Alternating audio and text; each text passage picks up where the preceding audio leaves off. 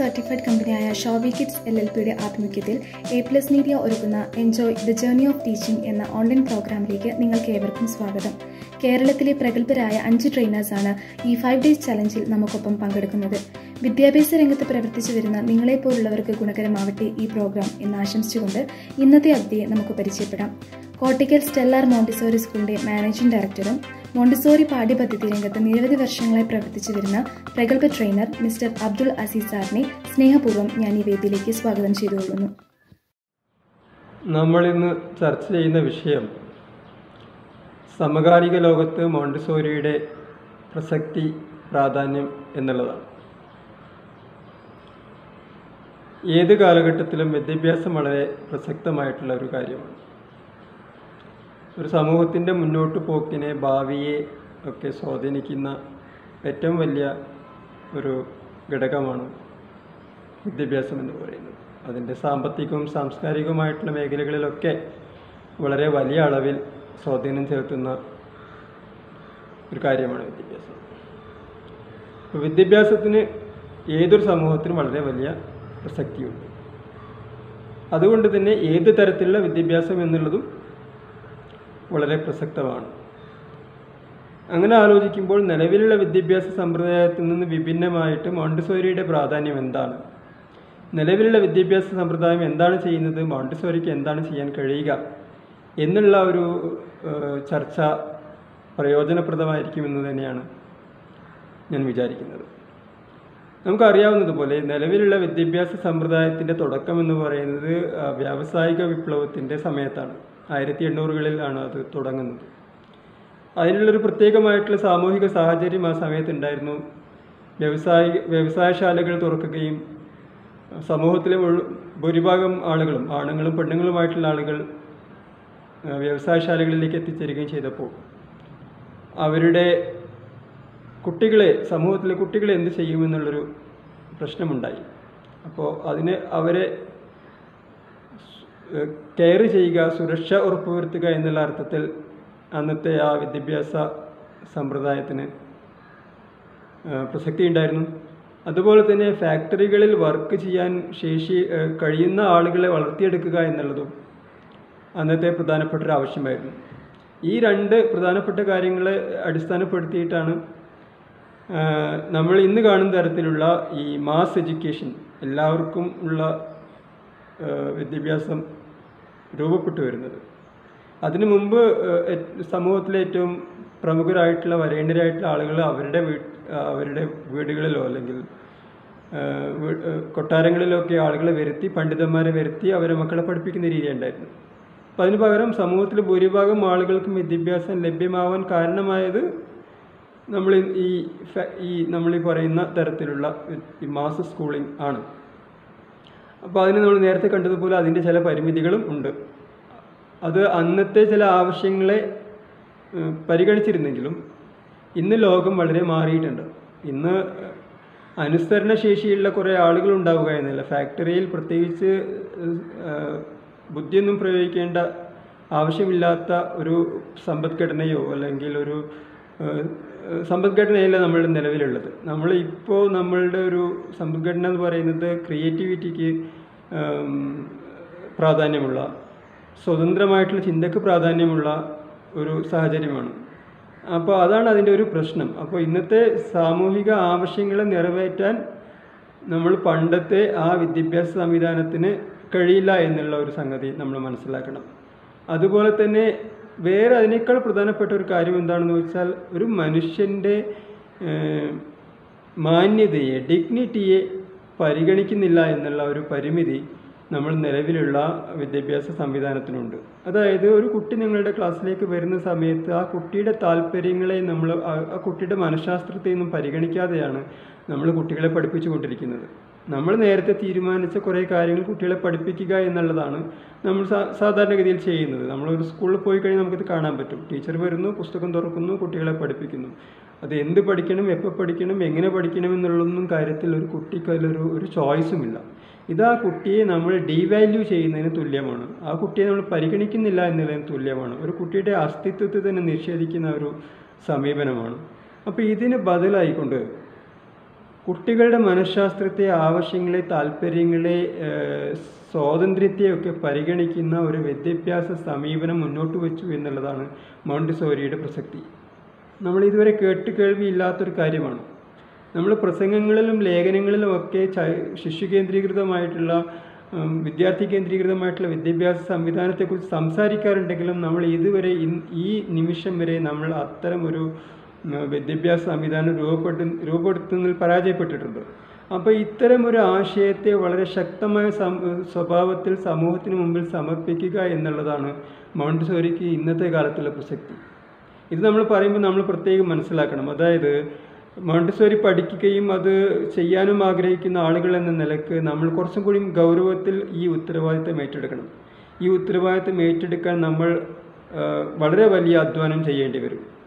ഇത് നമുക്കറിയാവുന്നതുപോലെ നമ്മൾ ശീലിച്ചു വന്ന ഒരു കാര്യമല്ലാത്തതുകൊണ്ട്, പുതിയ തരത്തിലൊരു സമീപനമായതുകൊണ്ട് നമ്മൾ ഒരിക്കലും വിചാരിക്കരുത് ഇത് എളുപ്പമായിരിക്കുമെന്ന്.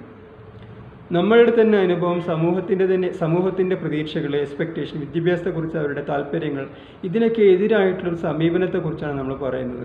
അതുകൊണ്ട് ഈ മോണ്ടിസോരി നമ്മൾ പ്രയോഗിക്കുന്നുണ്ടെങ്കിൽ അതിനെക്കുറിച്ച് വളരെ ആഴത്തിൽ തന്നെ നമ്മൾ മനസ്സിലാക്കേണ്ടതുണ്ട്. നമ്മൾ പലപ്പോഴും കാണാറുള്ളത് മോണ്ടിസോരി പ്രാക്ടീസ് ചെയ്യുന്ന കുറേ ആളുകൾ അതിൻ്റെ കുറേ മെറ്റീരിയൽസും കാര്യങ്ങളൊക്കെ ഉണ്ട്, അത് ഉപയോഗിക്കുക എന്നല്ലാതെ അതിൻ്റെ ഒരു ആശയത്തെ ഉൾക്കൊണ്ടിട്ടല്ല അത് ചെയ്യുന്നത്. അതുപോലെ തന്നെ മോണ്ടിസോരിയുടെ വേറൊരു പ്രസക്തി നമ്മളുടെ പാരൻറ്റിങ് സമീപനങ്ങളെപ്പോലും മാറ്റിമറിക്കാൻ ശേഷിയുണ്ട്. അപ്പോൾ ആ അർത്ഥത്തിലും നമ്മൾ ഇത് പഠിക്കുന്ന ടീച്ചേഴ്സ് എന്നുള്ള അർത്ഥത്തിൽ നമ്മളിത് കൂടുതൽ പഠിക്കണം. നമ്മളുടെ ജോലി വളരെ വലുതാണ്. നമ്മളത് കുട്ടികളെ വളർത്തിക്കൊണ്ടുവരുന്ന കാര്യത്തിൽ നമ്മൾ മോണ്ടിസോറിയുടെ ആശയങ്ങൾ ഉപയോഗിക്കുന്നു. അതുപോലെ തന്നെ രക്ഷിതാക്കളെയും നമ്മൾ ഈ മോണ്ടിസോറി സമീപനത്തെക്കുറിച്ച് പഠിപ്പിക്കേണ്ടതുണ്ട്. അപ്പോൾ ആ അർത്ഥത്തിലും നമുക്ക് വളരെ വലിയ ഒരു ഉത്തരവാദിത്തമുണ്ട് എന്ന് നമ്മൾ മനസ്സിലാക്കണം. അപ്പോൾ പറഞ്ഞു വരുന്ന കാര്യം എന്താണെന്ന് വെച്ചാൽ, സാമ്പ്രദായികമായിട്ടുള്ള വിദ്യാഭ്യാസ രീതിയിൽ നിന്ന് വ്യത്യസ്തമായിട്ട് വിദ്യാർത്ഥി കേന്ദ്രീകൃതമായിട്ടുള്ള ഒരു വിദ്യാഭ്യാസ സംവിധാനത്തിൻ്റെ സാധ്യതയെ മുന്നോട്ട് വെക്കുന്നു എന്നുള്ളതാണ് മോണ്ടിസോറിയുടെ ഈ കാലഘട്ടത്തിലുള്ള പ്രസക്തി. കുട്ടികളുടെ മനുഷ്യാവകാശങ്ങളെ പരിഗണിക്കുന്നു എന്നുള്ളതാണ് അതിൻ്റെ വളരെ വലിയൊരു അടയാളം. അതുപോലെ തന്നെ വിദ്യാഭ്യാസത്തിൻ്റെ ലക്ഷ്യത്തെക്കുറിച്ചും വളരെ വ്യത്യസ്തമായിട്ടുള്ള കാഴ്ചപ്പാട് മോണ്ടിസോരി അവതരിപ്പിക്കുന്നുണ്ട്. മനുഷ്യൻ്റെ വികാസമാണ് അതിൽ മോണ്ടിസോരി പ്രാധാന്യം കൊടുക്കുന്നത്. ഒരിക്കലും കുട്ടികൾക്ക് കുറേ വിവരങ്ങൾ കൈമാറുക എന്നുള്ളതല്ല, അവരുടെ ടോട്ടലായിട്ടുള്ള ഡെവലപ്മെൻറ്റ്, വികാസം, അതായത് മാനസികവും ബുദ്ധിപരവും വൈകാരികവും ശാരീരികവും ആത്മീയമായിട്ടൊക്കെയുള്ള എല്ലാ അർത്ഥത്തിലുമുള്ള വികാസത്തെക്കുറിച്ചാണ് മോണ്ടിസോരി സംസാരിക്കുന്നത്. അതിനുള്ള സമീപനങ്ങൾ അനുവർത്തിക്കണമെന്നുമാണ് മോണ്ടിസോരി അധ്യാപകരോട് ആവശ്യപ്പെടുന്നത്. അങ്ങനെ വരുമ്പോൾ നമ്മൾ സാധാരണ സ്കൂളിൽ പഠിപ്പിക്കാൻ കുറേ വിവരങ്ങളാണ് പഠിപ്പിക്കുക. അതിന് പകരം അവരുടെ ടോട്ടൽ ഡെവലപ്മെൻറ്റ് നമ്മൾ ആലോചിക്കുമ്പോൾ അവരിൽ എന്ത് തരത്തിലുള്ള വിശ്വാസങ്ങളാണ് രൂപപ്പെടുത്തിയെടുക്കേണ്ടത്, കുട്ടികളെക്കുറിച്ച് കുട്ടികൾക്ക് എന്താണ് തോന്നുന്നത്, അതായത് അവർക്ക് സ്വയം മതിപ്പുണ്ടോ, അവർക്കൊരു ആത്മവിശ്വാസമുണ്ടോ, ഇതൊക്കെ നമ്മളുടെ പെരുമാറ്റത്തിൽ നിന്നാണ് കുട്ടികൾ പഠിക്കുക എന്നുള്ളൊരു കാര്യം നമ്മൾ മനസ്സിലാക്കേണ്ടതുണ്ട്. അപ്പോൾ ഇത്തരം ആശയങ്ങൾ നടപ്പാക്കാൻ പറ്റുന്ന ഒരു പ്രയോഗത്തിൻ്റെ രൂപം കൊണ്ടുവന്നു എന്നുള്ളത് കൂടിയാണ് മോണ്ടിസോറിയുടെ പ്രസക്തി. സാധാരണ നമുക്കറിയാം, ഈ മോണ്ടിസോറി വിദ്യാഭ്യാസ തത്വചിന്തകർ അവർ തത്വചിന്ത മാത്രമേ പറഞ്ഞിട്ടുള്ളൂ. അവരൊരിക്കലും അതിൻ്റെ ഒരു പ്രയോഗ രൂപത്തെ രൂപപ്പെടുത്തിയിട്ടില്ല. നമുക്ക് ആവർത്തിക്കാവുന്നൊരു പ്രയോഗ രൂപത്തെ രൂപപ്പെടുത്തിയിട്ടില്ല. അത് റൂസോ ആണെങ്കിലും പിയാഷെ ആണെങ്കിലും ഡോവി ആണെങ്കിലും ഒക്കെ ആശയങ്ങൾ മുന്നോട്ട് വെച്ചിട്ടുണ്ടെങ്കിലും അതിൻ്റെ പ്രയോഗത്തിൽ അവരൊന്നും ചെയ്തിട്ടില്ല എന്ന് കാണാം. അത് മോണ്ടിസോറിയെ മറ്റ് വിദ്യാഭ്യാസ ആശയങ്ങളിൽ നിന്ന് വളരെ വ്യത്യസ്തമാക്കുന്ന ഒരു ഘടകമാണ്. കുട്ടികളെ റെസ്പെക്റ്റ് ചെയ്യണമെന്ന് പറയുമ്പോൾ കുട്ടികളെ റെസ്പെക്റ്റ് ചെയ്യാൻ പറ്റുന്ന ഒരു സാഹചര്യം അത് സൃഷ്ടിച്ചിട്ടുണ്ട്. കുട്ടികൾക്ക് സ്വതന്ത്രമായിട്ട് വർക്ക് ചെയ്യാവുന്ന, സ്വതന്ത്രമായിട്ട് എൻഗേജ് ചെയ്യാവുന്ന ഒരു സാഹചര്യമാണ് മോണ്ടിസോറി പ്രൊവൈഡ് ചെയ്യുന്നത്. ഇത് നമുക്ക് ചെറിയ കുട്ടികളുടെ ക്ലാസ് മുതൽ വലിയ കുട്ടികളുടെ ക്ലാസ് വരെ നമുക്ക് കാണാൻ പറ്റും. ഇതിൻ്റെ കൂടെ നമ്മളൊരു കാര്യം മനസ്സിലാക്കുക, മോണ്ടിസോറി എന്ന് പറയുന്നത് ചെറിയ കുട്ടികളെ പഠിപ്പിക്കുന്ന ഒരു സംവിധാനം മാത്രമല്ല, നമ്മൾ +2 വരെയൊക്കെ പഠിപ്പിക്കാവുന്ന, അതിനപ്പുറത്തേക്കും പഠിപ്പിക്കാവുന്ന സിദ്ധാന്തവും പ്രയോഗവും മോണ്ടിസോറി രൂപപ്പെടുത്തിയിട്ടുണ്ട്. ലോകത്തിൻ്റെ വിവിധ ഭാഗങ്ങളിൽ അങ്ങനെ 18 വയസ്സ് വരെയൊക്കെ വിദ്യാഭ്യാസം കൊടുക്കാനുള്ള മോണ്ടിസോറി സംവിധാനങ്ങൾ രൂപപ്പെടുത്തിയിട്ടുണ്ട്. ഈ എല്ലാ ഘട്ടങ്ങളിലും കുട്ടികളുടെ സ്വാതന്ത്ര്യത്തെ, താല്പര്യത്തെ പരിഗണിച്ചിട്ടുമുണ്ട്. അതുപോലെ തന്നെ കുട്ടികളുടെ മനഃശാസ്ത്രത്തെ പരിഗണിച്ചിട്ടുണ്ട്. 3 വയസ്സായ ഒരു കുട്ടിയുടെ ആവശ്യങ്ങളല്ല 10 വയസ്സായിട്ട് കുട്ടിക്ക് ആവശ്യമുള്ളത്. അതുപോലെ തന്നെ ആ രീതിയിലല്ല അധ്യാപകർ അവരോട്, ഒരേ രീതിയിലല്ല അധ്യാപകർ അവരോട് പെരുമാറേണ്ടത്. അപ്പോൾ മോണ്ടിസോറി പ്രസക്തി അതാണ്. ഓരോ ഘട്ടത്തിലും കുട്ടികളുടെ വളർച്ചയുടെ ഓരോ ഘട്ടത്തിലും ഏത് തരത്തിലുള്ള വിദ്യാഭ്യാസമാണ് കൊടുക്കേണ്ടത് എന്നതിനെക്കുറിച്ച് കൃത്യമായ ധാരണകൾ മോണ്ടിസോറി നമ്മളെ മുമ്പിൽ വെക്കുന്നുണ്ട്. അപ്പോൾ ഇതുകൂടി നമ്മൾ മനസ്സിലാക്കണം. ഒരു ചെറിയ കുട്ടികളെ പഠിപ്പിക്കാനുള്ള ചെറിയൊരു പരിപാടിയല്ല മോണ്ടിസോറി എന്നും, വളരെ വലിയ ആശയങ്ങൾ, അത് കുട്ടികളുടെ മനുഷ്യരുടെ വളർച്ചയിൽ വളരെ വലിയ ആശയങ്ങൾ മുന്നോട്ട് വെക്കുന്നുണ്ട് എന്നും നമ്മൾ മനസ്സിലാക്കേണ്ടതുണ്ട്. അതുപോലെ തന്നെ നമ്മളുടെ നിലവിലുള്ള വിദ്യാഭ്യാസത്തിൻ്റെ വളരെ ഒരു പരിമിതി, അതിൻ്റെ കാഴ്ചപ്പാടിലുള്ള പരിമിതിയുണ്ട്. വിദ്യാഭ്യാസത്തിൻ്റെ ലക്ഷ്യം നേരത്തെ പറഞ്ഞ പോലെ കുറേ വിവരങ്ങൾ സമർപ്പിക്കുക എന്നുള്ളതാണ്. പക്ഷേ മോണ്ടിസോറി വളരെ കൃത്യമായിട്ട് കാണുന്നു, ഒരു ബാലൻസ്ഡ് ആയിട്ടുള്ളൊരു വ്യക്തിത്വമായിട്ട് ഓരോ കുട്ടികളും വളരുക എന്നുള്ള ഒരു ആശയം മുന്നോട്ട് വെക്കുന്നുണ്ട്. പരീക്ഷയിൽ പാസ്സാവുക എന്നുള്ളതല്ല, ഒരു മുതിർന്ന വളരെ ക്യാപ്പബിൾ ആയിട്ടുള്ള ഒരു മനുഷ്യനായിട്ട് ഓരോ കുട്ടിയും വളരുക എന്നുള്ളതാണ് മോണ്ടിസോറി മുന്നോട്ട് വെക്കുന്ന ഒരു ആശയം. അപ്പോൾ ഇത്തരം വിദ്യാർത്ഥി കേന്ദ്രീകൃതമായിട്ടുള്ള കൺസ്ട്രക്റ്റിവിസ്റ്റ് ആയിട്ടുള്ള ഒരു സമീപനം മുന്നോട്ട് വെക്കുകയും അതിൻ്റെ പ്രയോഗത്തെ രൂപപ്പെടുത്തുകയും ചെയ്തു എന്നുള്ളത് മോണ്ടിസോറിയുടെ വളരെ വലിയ പ്രാധാന്യമാണ്. അത് ഈ കാലത്തും പോലെ പ്രസക്തമാണ്. അതാണ് ഒരു കാര്യം. രണ്ടാമത്തെ ഒരു കാര്യം, മറ്റ് വിദ്യാഭ്യാസ സമീപനങ്ങളിൽ നിന്ന് വ്യത്യസ്തമായിട്ട് ലോകത്തിൻ്റെ വിവിധ ഭാഗങ്ങളിലെ സംസ്കാരങ്ങളുമായിട്ട് ഇഴുകിച്ചേർന്ന് പോകാൻ മോണ്ടിസോറിക്ക് കഴിയും. നമ്മൾ ഇന്നത്തെ കാലത്ത് വലിയൊരു പ്രശ്നമെന്ന് പറയുന്നത്, നമ്മളുടെ വിദ്യാഭ്യാസ വിചക്ഷണരെല്ലാം, വൈഗോട്സ്കി, ഡൂവി, റൂസോ എല്ലാം ഒരു പാശ്ചാത്യ ബാക്ക്ഗ്രൗണ്ടിൽ നിന്ന് വരുന്ന ആളുകളാണ്. അപ്പോൾ അതുകൊണ്ട് തന്നെ അവരുടെ വിദ്യാഭ്യാസ ആശയങ്ങളിലും അത് സ്വാധീനം ചെലുത്തിയിട്ടുണ്ട്. അതായത് ലോകത്തുള്ള വിവിധ സമൂഹങ്ങൾ, അത് മതസമൂഹങ്ങളാണെങ്കിലും പ്രാദേശിക സമൂഹങ്ങളാണെങ്കിലും രാജ്യങ്ങളാണെങ്കിലും ഒക്കെയുള്ള അവരുടെ വ്യത്യസ്തതകളെ അംഗീകരിച്ചു കൊണ്ട് മാത്രമേ ഓരോ സ്ഥലത്തെയും വിദ്യാഭ്യാസങ്ങളെ രൂപപ്പെടുത്താൻ സാധിക്കുകയുള്ളൂ. അത് വളരെ വലിയ ഒരു കാര്യമാണ്. അതായത് നമുക്കറിയാം, ഇന്ത്യയെ സംബന്ധിച്ച് സംസാരിക്കുകയാണെങ്കിൽ ഇന്ത്യ ഒരു ബ്രിട്ടീഷ് കോളനിയായിരുന്നു. അതുകൊണ്ട് തന്നെ നമ്മൾ ഇംഗ്ലീഷിനാണ് പ്രാധാന്യം കൊടുക്കുന്നത്. ഞാൻ ഇംഗ്ലീഷിനെ മോശമാക്കി പറയുകയല്ല. അതേസമയം നമ്മളുടെ ഇന്ത്യയിലെ സംസ്കാരം, ഇന്ത്യയുടെ ഭാഷ, കേരളത്തിലെ ഭാഷ, മലയാളമടക്കമുള്ള ഭാഷകൾക്കുള്ള പ്രാധാന്യം എന്താണ്? ഇത് വളരെ നമ്മളുടെ സമൂഹം എന്നുള്ള അർത്ഥത്തിൽ നമ്മളുടെ മുന്നോട്ട് പോക്കിനെ ബാധിക്കുന്ന ഒരു പ്രശ്നമായതുകൊണ്ടാണ് അത് നിങ്ങളുടെ മുമ്പിൽ പറയുന്നത്. ഇംഗ്ലീഷ് വളരെ സ്വാഭാവികമായിട്ടും വളരെ പ്രാധാന്യമുള്ളതാണ്. അതേസമയം അതിനേക്കാൾ ഒരു പക്ഷേ പ്രാധാന്യമുള്ളതാണ് നമ്മളുടെ മാതൃഭാഷ. നിങ്ങളൊരു കാര്യം, ലളിതമായിട്ടൊരു കാര്യം ആലോചിച്ചാൽ മതി. ഇപ്പോൾ ചൈനയിൽ അവർ എന്ത് ഭാഷയാണ് സംസാരിക്കുന്നത്? ലോകത്ത് ഇപ്പോൾ അമേരിക്കയേക്കാളും പവർഫുള്ളാണ് ഒരു പക്ഷേ ചൈന. അതുപോലെ തന്നെ നിങ്ങൾ ഫ്രാൻസിനെ കുറിച്ച് ആലോചിക്കുക. അവിടുന്ന് ഇംഗ്ലീഷ് കേട്ടുകേൾവി പോലുമില്ല, അവർക്കൊന്നും ഇംഗ്ലീഷ് ഉപയോഗിക്കാറില്ല. നമുക്ക് മാത്രം ഇംഗ്ലീഷിനോടൊരു അമിതമായിട്ടുള്ള ഒരു പ്രാധാന്യം അതിന് കൊടുക്കുന്നുണ്ട്. അത് പ്രാധാന്യം നമ്മൾ കൊടുക്കണം, പക്ഷെ ഒരു തരത്തിലും ഞാൻ അതിന് പ്രാധാന്യം കുറച്ച് കാണിക്കുകയല്ല. അതേസമയം നമ്മളുടെ മാതൃഭാഷയ്ക്കും സ്വാഭാവികമായിട്ട് പ്രാധാന്യം കൊടുക്കണം. മോണ്ടിസോറി മുന്നോട്ട് വെച്ചൊരു ആശയം അതാണ്. നമ്മളുടെ സംസ്കാരത്തെ പരിഗണിച്ചുകൊണ്ടാണ് നമ്മൾ മുന്നോട്ട് പോകേണ്ടത്. ഇത് നമ്മളുടെ നിലവിലുള്ള അറ്റ്ലീസ്റ്റ് നമ്മളുടെ ഇന്ത്യയിലെ വിദ്യാഭ്യാസം അല്ലെങ്കിൽ കേരളത്തിലെ വിദ്യാഭ്യാസം പരിഗണിക്കുമ്പോൾ ഇത്തരം ചില ആശയങ്ങൾ അതിൽ മുന്നോട്ട് വന്നിട്ടില്ല. അപ്പം നമ്മളുടെ ഒരു സമൂഹം എന്നുള്ള അർത്ഥത്തിൽ നമ്മുടെ ആത്മവിശ്വാസത്തെ അത് തകർക്കുന്നുണ്ട്. അതുപോലെ തന്നെ നമ്മൾ ഇന്ത്യയിലാണെങ്കിൽ മുസ്ലിങ്ങൾ, ഹിന്ദുക്കൾ, ക്രിസ്ത്യാനികൾ, ഇത്തരം എല്ലാ ആളുകളുമുണ്ട്. ഇവരുടെയൊക്കെ സംസ്കാരങ്ങളെ വിദ്യാഭ്യാസം പരിഗണിക്കേണ്ടതുണ്ട് എന്നാണ് പറയുന്നത്.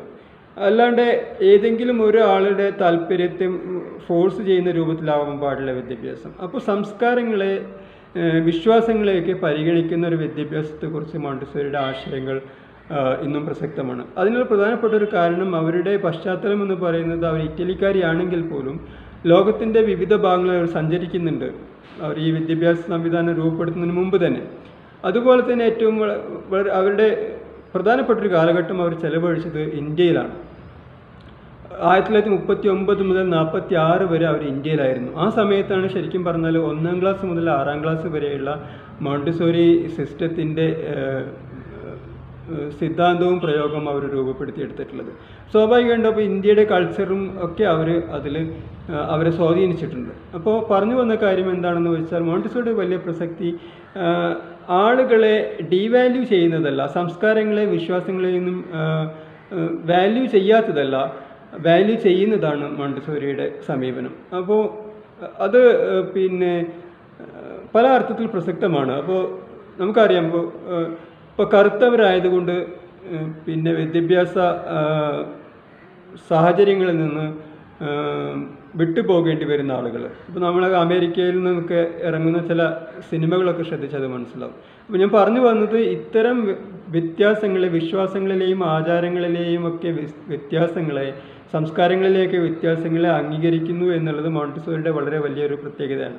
ഇപ്പോൾ നമ്മളുടെ സാധാരണഗതിയിൽ ടീച്ചേഴ്സിൻ്റെ ഒരു ക്ലാസ്സിൽ വർക്ക് ചെയ്യുന്ന സമയത്ത് അവരെ ഈ ആശയം എങ്ങനെ സ്വാധീനിക്കുക എന്ന് ചോദിച്ചു കഴിഞ്ഞാൽ, നമ്മളുടെ ക്ലാസ് റൂമിലേക്ക് വരുന്ന എല്ലാ ആളുകളും, എല്ലാ കുട്ടികളും അവരുടെ ഫാമിലിയുടെ ബാക്ക്ഗ്രൗണ്ട്, അവരുടേതായിട്ടുള്ള കുടുംബ പശ്ചാത്തലത്തിൽ നിന്നാണ്. അപ്പോൾ ഈ കുട്ടികളെ നമ്മൾ എന്താ ചെയ്യുക?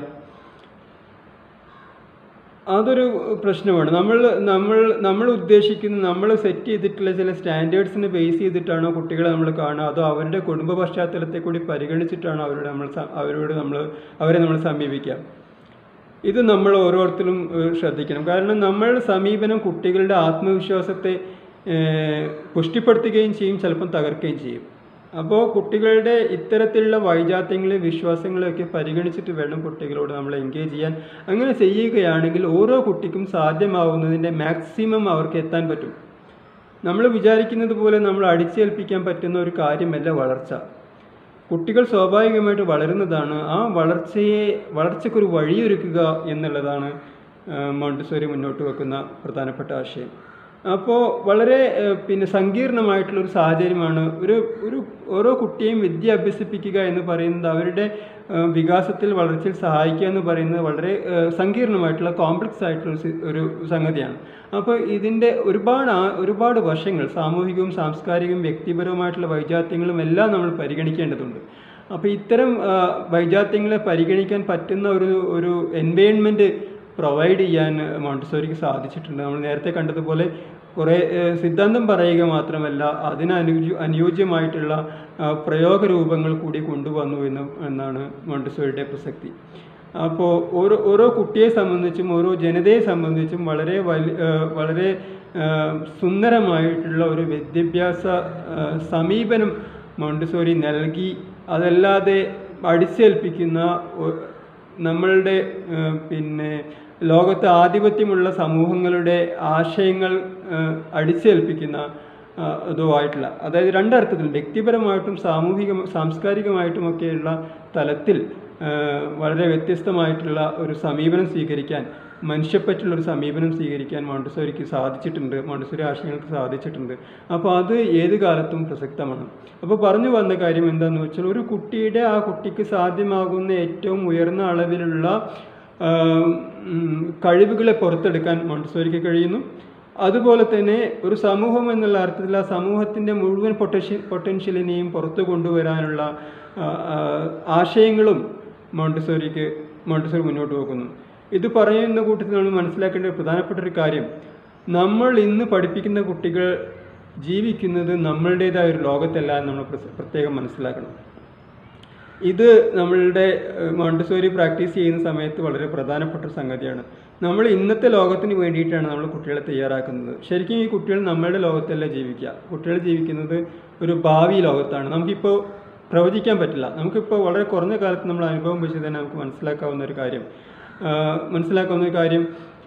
വളരെ പെട്ടെന്നാണ് ലോകത്ത് മാറ്റങ്ങൾ വരുന്നത്. അപ്പോൾ ഏത് ലോകത്തിന് വേണ്ടിയിട്ടാണ് നമ്മൾ കുട്ടികളെ തയ്യാറാക്കുന്നത്? അപ്പോൾ നമ്മളുടെ കയ്യിലുള്ള അതിൻ്റെ ഒരു ടൂൾ എന്ന് പറയുന്നത് കുട്ടികളുടെ ഇന്നേറ്റ് ആയിട്ടുള്ള പൊട്ടൻഷ്യലാണ്.